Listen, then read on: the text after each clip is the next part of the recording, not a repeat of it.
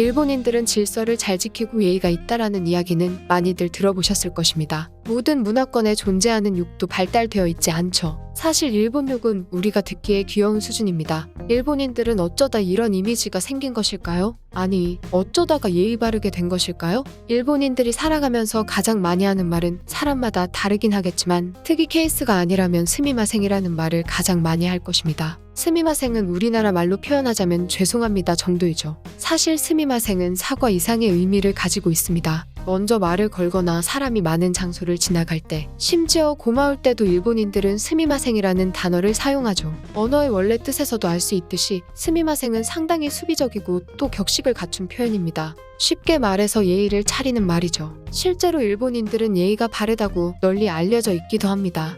사회가 전체적으로 예의가 바르다는 것은 당연히 좋은 일이겠지만 대부분의 사람들이 과하다 싶을 정도로 예의가 바른 것은 어딘가 이상해 보이죠. 예전에 올린 영상인 중국인들이 이기적인 이유에서 나왔듯이 나라나 지역의 사람들이 가진 고유한 성격은 나름의 이유가 있습니다. 일본인들도 예의가 바를 수밖에 없는 역사적인 이유가 있죠. 하지만 딱 잘라서 이런 이유 때문에 이렇다라고 말하기는 힘듭니다. 역사학자들이나 사회학자들의 추측이죠. 그렇다고 신빙성이 없다는 것은 아니고 말 그대로 근거 있는 추측입니다. 서론이 좀 길었네요. 이제 본격적인 이야기 시작해보겠습니다. 일본인들은 무조건 예의가 바르지는 않습니다. 당연하죠. 다양한 사람이 있으니까요. 하지만 여기서 무조건 예의 바르지 않다는 것은 조금 다른 말이죠. 일본에서 일을 해보았다면 혹은 일본의 영화나 만화를 좋아한다면 아실 겁니다. 손님이나 상사와 같은 윗사람에게는 정말 비굴할 정도로 친절하지만 자신이 고용한 직원이나 체급이 낮은 사람에게는 한없이 무례하죠. 일반화는 아니지만 미디어에 자주 묘사될 정도로 흔한 광경입니다.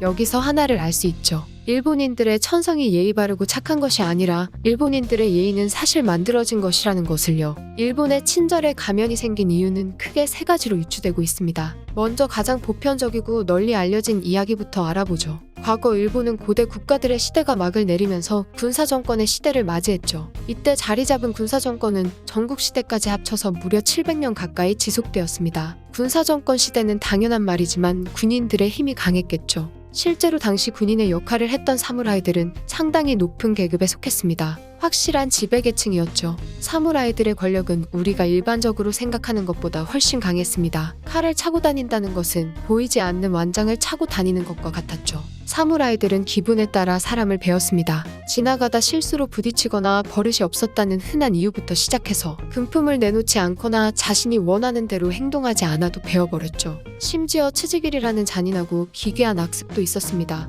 치지길이는 검이 잘 드는지 확인하겠다는 이유로 지나가던 행인 중 아무나 골라서 베는 짓이죠. 사소한 실수만으로도 목이 날아갈지 모른다는 공포는 수백 년에 걸쳐서 문화를 형성했습니다. 어느새인가 상대방의 심기를 약간만 건드려도 바로 죄송하다는 말을 반복하고 있었죠. 살기 위해서는 한없이 비굴해질 수밖에 없었으니까요. 그런데 군인들이, 그러니까 사무라이들이 기분에 따라서 혹은 재미로 민간인들을 해한다는 것은 어딘가 이상합니다. 일본인들이 그토록 자랑스러워하는 무사도 정신에도 반하는 것 같죠. 사실 무사도 정신도 평민이나 피지배 계층을 위해서 만들어진 것은 아닙니다. 조금 더 정확하게 말해보자면 누군가를 위한 것이 아니죠. 무사도 정신이라는 것은 무사로서 갖춰야 하는 덕목을 말합니다. 예를 들면 결투는 1대1 단기 접전으로 벌여야 한다거나 도망쳐서는 안 된다는 것들이죠. 무사도 정신의 실상은 사무라이끼리 대결을 할 때 지켜야 할 요소 정도였던 것입니다. 지금 우리가 아는 무사도는 서양의 기사도처럼 시간이 흐르면서 변질된 것이죠. 일본은 내전이 길어지면서 무사도 정신이 흐릿해져 갔습니다. 사무라이들의 단기 접전은 그저 이기면 그만이 되었고 상황에 따라서 도망가거나 뒤통수를 치는 일이 다반사가 되었죠. 그냥 자연스럽게 잊혀졌으면 좋았겠지만 결투에 대한 사항들이 대부분 사라진 무사도에는 희생과 복종에 대한 덕목이 들어오게 됩니다. 영주들은 사무라이에게 무조건적인 복종과 희생을 강요하게 되었죠. 여기까지는 그럴 수도 있겠다고 생각이 들지만 무사도가 결투에서 지켜야 할 것들이 아닌 복종과 생활 양식이 된 후에는 점점 더 기괴하게 변했습니다.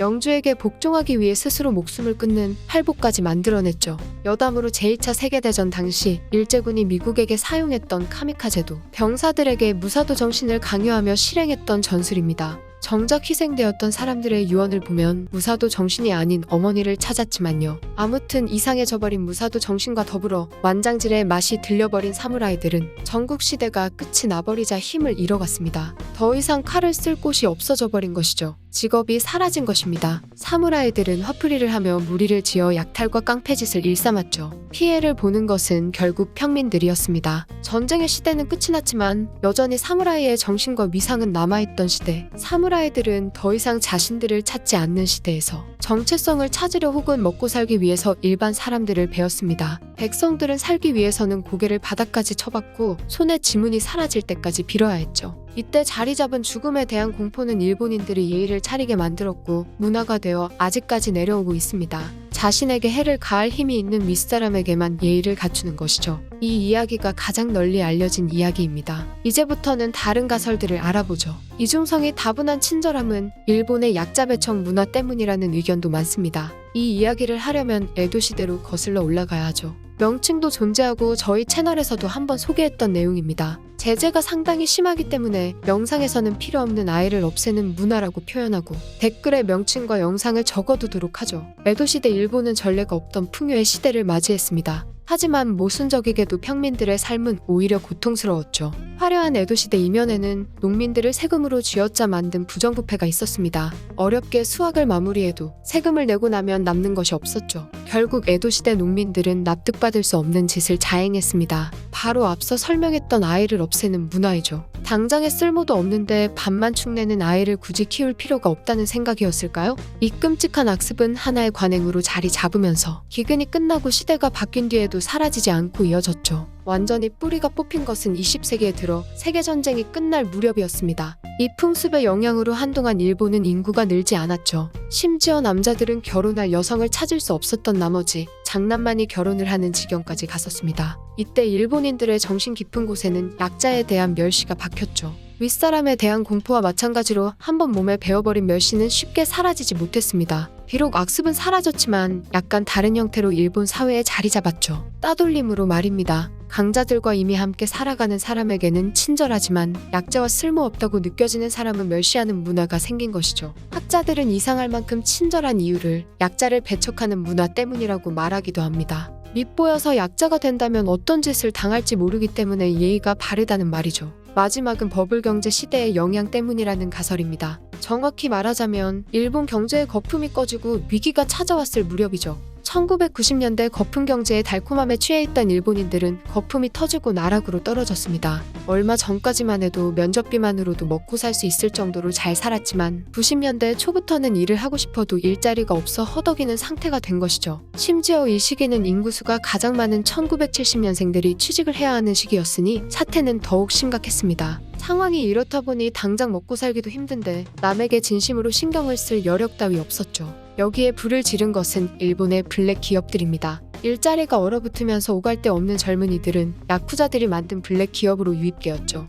참고로 블랙 기업이란 더러운 일을 하는 회사라기보다는 평범한 일자리인 척 취업을 희망하는 사람을 데려와서 노동력을 착취하고 버리는 기업입니다. 물론 더러운 일을 하는 회사도 많았지만요. 가뜩이나 힘들어 죽겠는데 블랙 기업들까지 기승을 부렸으니 일본 사회는 더욱 서로에 대한 신뢰를 잃어만 갔습니다. 누군가 나를 이용하고 버리지는 않을지, 이 사람의 말을 100% 신뢰해도 되는 것인지 의문은 꼬리에 꼬리를 물었고 사람들은 마음을 더욱 굳게 닫아버렸죠. 취업률뿐만 아니라 사회마저 얼어붙은 것입니다. 물론 시간이 지난 현재는 많이 완화되긴 했지만 90년대에 심각한 충격을 겪은 일본은 여전히 그 충격에서 헤어나오지 못하는 중이죠. 특히 1970년생들은 더욱 그렇습니다. 신뢰를 잃은 사회는 사무라이들이 완장을 차고 다니던 시대나 아이를 잔혹하게 걸러내던 시대만큼 뼈아픈 시대가 되었죠. 웃는 얼굴로 사람을 상대하지만 그 이면에는 상대에 대한 불신이 담기게 되었습니다. 겉으로만 친절한 사회는 2010년대로 넘어오면서 더욱 심해졌죠. 95년대부터 사회의 분위기는 점점 나아지기 시작했지만 사람들의 가슴 깊은 곳에 생겨난 멍은 쉽게 사라지질 않았으니 말입니다. 많은 사람들이 일본인을 두고 겉과 속이 다르다고 표현하는 이유는 아무래도 이곳에 있는 것이 아닐까 싶네요. 종합해보자면 일본인들의 친절은 먼저 죽음에 대한 공포로, 두 번째는 약자에 대한 멸시로, 마지막은 서로에 대한 불신으로 생겨난 것입니다.